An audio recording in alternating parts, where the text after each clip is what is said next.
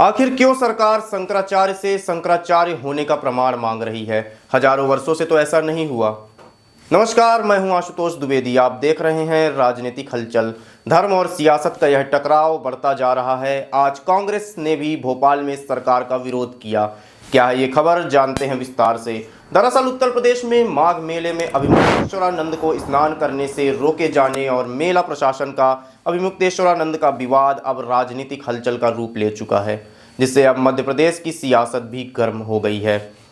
प्रधानमंत्री नरेंद्र मोदी के नेतृत्व वाली भाजपा सरकार पर सनातन परंपरा, साधु संतों और धार्मिक आस्थाओं पर हमले का आरोप लगाते हुए शुक्रवार को कांग्रेस नेताओं ने भोपाल के रोशनपुर चौराहे पर उपवास और धरना प्रदर्शन किया। पूर्व मंत्री पीसी शर्मा के नेतृत्व में यह धरना प्रदर्शन और उपवास का प्रदर्शन हुआ रोशनपुर चौराहे में आयोजित किया गया, जिसमें मध्य प्रदेश कांग्रेस जीतू पटवारी भी शामिल हुए।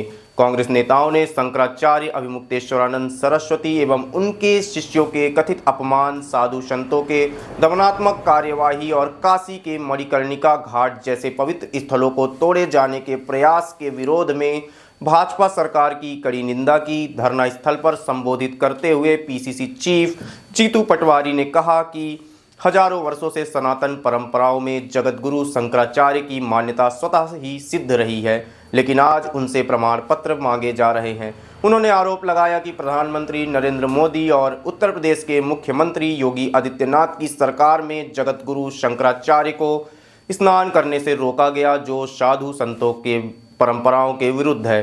पटवारी ने कहा कि भारत के इतिहास में कभी किसी ने शंकराचार्य को गंगा स्नान से रोकने का दुस्साहस नहीं किया, लेकिन हिंदू हितों की बात करने वाली भाजपा सरकार ने ऐसा किया। उन्होंने सवाल उठाया कि जिस सनातन परंपरा में विविधता ही भारत की ताकत है, उसी परंपरा में शंकराचार्य को गंगा स्नान करने से क्यों रोका गया। पीसीसी अध्यक्ष ने कहा कि यह मुद्दा किसी राजनीतिक विचारधारा से जुड़ा नहीं है, बल्कि भारत की अस्मिता और सम्मान से जुड़ा है।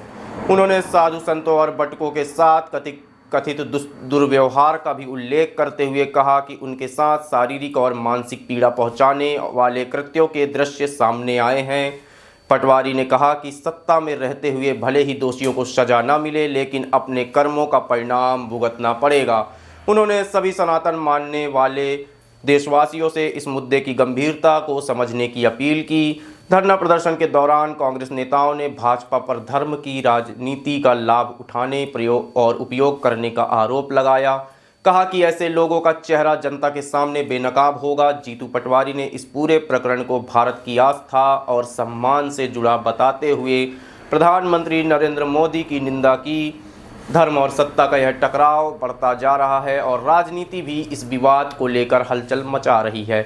आगे क्या होगा ये तो वक्त ही बताएगा। खबर जानने के लिए आप देखते रहिए राजनीतिक हलचल, क्योंकि उत्तर प्रदेश सरकार और धर्म का यह विवाद अब बढ़ता नजर आ रहा है।